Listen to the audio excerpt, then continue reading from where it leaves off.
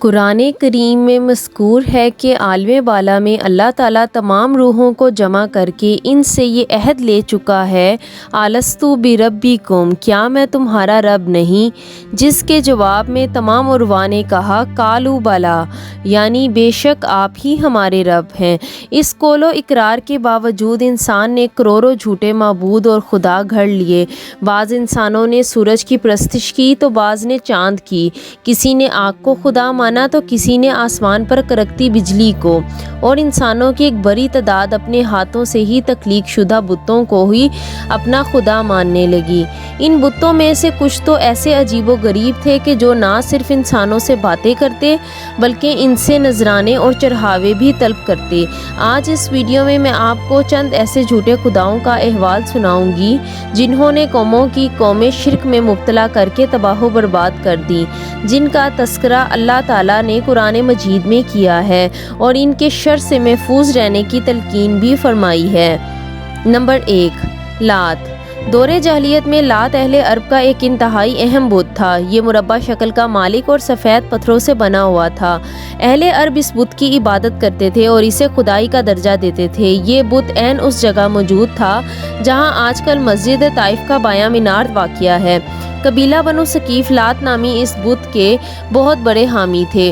تاریخی عرب کے مطابق جب ابراہہ کا لشکر خانہ کعبہ پر حملے کی غرض سے طائف کے پاس سے گزرا تو اہل طائف نے انہیں مکہ تک رہنمائی اور دیگر سہولیات مہیا کی کہ کہیں وہ ان کے معبود لات کے بت کو منہدم نہ کر دیں۔ لفظ لات کے لغوی معنی ہے ستو گھلنے والا۔ اہل عرب کے مطابق زمانہ جاہلیت میں ایک شخص حجاج کے لیے ستو تیار کرتا تھا۔ اس کے مر جانے کے بعد اہل طائف نے اس چٹان کی پرستش شروع کر دی جہاں بیٹھ کر وہ یہ کام کیا کرتا تھا۔ رفتہ رفتہ یہ جھوٹا معبود یعنی لات اس قدر مقبول ہو گیا کہ تمام عرب میں اس کی عبادت کی جانے لگی۔ لات کا ذکر قرآن مجید کی سورہ نجم میں عزا اور منات کے ساتھ ہوا ہے۔ دور جاہلیت میں یہ تینوں اہل عرب کے معزز ترین دیویاں تھیں جنہیں وہ خدا کی بیٹیاں تسلیم کرتے تھے۔ توبہ نعوذ باللہ۔ نمبر 2، عزا۔ ظہور اسلام سے قبل عزا اہل عرب میں سب سے زیادہ پوجا جانے والا بت تھا۔ اہل عرب کے مطابق قدیم ادوار میں عزا ایک نیک اور شریف لڑکی تھی جو اہل طائف کو ایک ویران مکان سے ملی تھی۔ روایت کے مطابق جو بھی اس لڑکی پر بری نظر ڈالتا وہ کوئی نہ کوئی آفت میں مبتلا ہو جاتا، اس لیے اہل طائف توبہ نعوذ باللہ اسے خدا کی بیٹی کہا کرتے تھے۔ پھر ایک دن اچانک ہی یہ لڑکی کہیں غائب ہو گئی، لیکن اہل عرب نے مکہ اور طائف کے درمیان موجود وادی نخلا میں ایک بت بنا کر اس لڑکی کی عبادت شروع کر دی۔ قریش سمیت عرب کے تمام مشہور قبائل عزا کی عبادت کے لیے یہاں آتے اور قربانی کے جانور یہاں لا کر ذبح کرتے۔ عزا کے بت کی ایک خاص بات یہ تھی کہ وہ اپنے پیروکاروں سے کلام بھی کرتی تھی، یعنی یہ ایک بولنے والا بت تھا۔ دوستو، در حقیقت یہ ابلیس کی حامی ایک جن عورت تھی جو اس مندر سے قریب ایک درخت پر رہا کرتی۔ فتح مکہ کے بعد حضور اکرم صلی اللہ علیہ وسلم نے عزا کے اس بت کو گرانے اور درخت کو کاٹنے کے لیے حضرت خالد بن ولید رضی اللہ تعالیٰ عنہ کو روانہ کیا۔ حضرت خالد بن ولید نے نہ صرف عزا کے اس بت کو توڑ دیا بلکہ اس شیطان جن کو بھی قتل کر دیا جس کے باعث یہ جن کلام کرتا تھا۔ نمبر 3، منات۔ منات بھی لات اور عزا کی طرح عربوں کا ایک قدیم بت تھا جسے یہ لوگ موت اور تقدیر کا مالک سمجھتے تھے۔ منات کو سرزمین عرب کا سب سے قدیم بت بھی تصور کیا جاتا ہے۔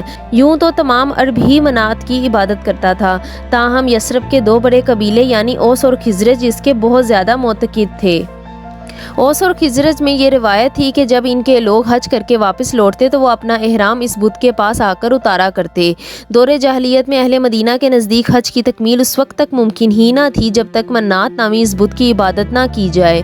منات نامی اس بت کو رسول پاک صلی اللہ علیہ وسلم کے حکم پر حضرت علی رضی اللہ تعالیٰ عنہ نے فتح مکہ کے لیے جاتے ہوئے منہدم کر دیا تھا۔ نمبر 4، یغوث۔ قرآن مجید میں موجود یغوث نامی اس جھوٹے خدا کا حضرت عبدالقادر جیلانی سے دور دور تک کا کوئی واسطہ نہیں۔ یغوث در حقیقت حضرت ادریس علیہ السلام کے دور کے 5 انتہائی نیک اور عبادت گزار لوگوں میں سے ایک تھے جو تقویٰ اور پرہیزگاری کے باعث انتہائی مشہور تھے۔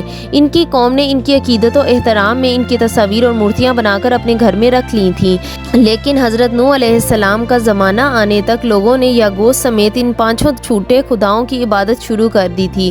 حضرت حضرت نوح علیہ السلام طویل عرصے تک اپنی قوم کو ان بتوں کی پرستش سے منع فرماتے رہے، لیکن یہ قوم باز نہ آئی اور پھر اللہ تعالیٰ نے اس قوم کو سیلاب کے عذاب سے غرق کر دیا۔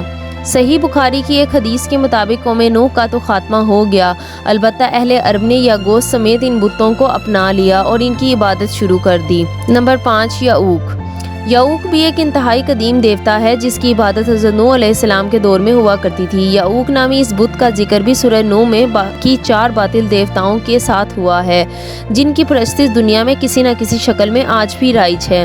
اہل یمن کے علاوہ قبیلہ حمدان کے لوگ بھی یعوق کو اپنا معبود تسلیم کرتے تھے۔ یعوق کا بت گھوڑے کی شکل میں تھا جس کی عبادت عرب میں ظہور اسلام سے پہلے تک کی جاتی تھی۔ Number 6، with.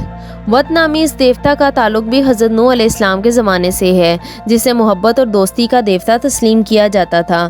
عربوں نے ود نامی اس دیوتا کا بت دمات الجندل کے مقام پر بنا رکھا تھا۔ قبیلہ بنی کلب اور جریش کے لوگ اسے اپنا معبود تسلیم کرتے تھے۔ عرب کے تاریخی کتبات میں اسے ودم ابم کا نام دیا جاتا ہے۔ بعض مورخین کے مطابق ہندوستان میں پوجا جانے والے گنیش بت بھی ود نامی اس دیوتا کی قدیم شکل ہے۔ قدیم عرب میں ابدی ود نام رکھنے کا بھی ایک رواج تھا۔ نمبر 7، سوا۔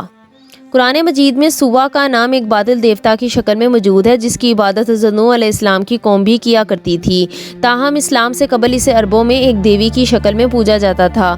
اس کا بت ایک عورت کی شکل کا بنایا گیا تھا جو روحات نامی علاقے میں قائم ایک مندر میں نصب تھا۔ سن 8 ہجری کے دوران رسول صلی اللہ علیہ وسلم کے حکم پر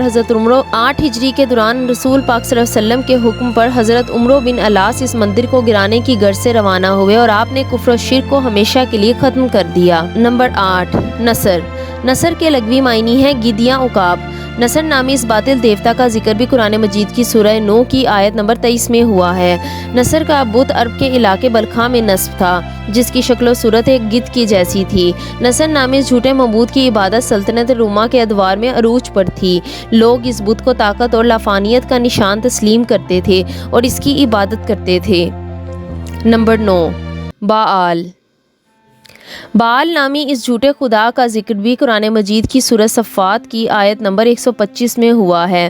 حضرت الیاس علیہ السلام کی قوم اس بت کی عبادت کیا کرتی تھی جبکہ لوگوں نے اپنے شہر کا نام بھی اس بت کے نام پر یعنی بال بک رکھا ہوا تھا۔ یہ سونے سے بنا ایک بت تھا جس کی لمبائی 20 انسانی ہاتھوں کے برابر تھی۔ اس کے خادموں کی تعداد 400 کے لگ بھگ تھی جنہیں بال کے رسول کہا جاتا تھا۔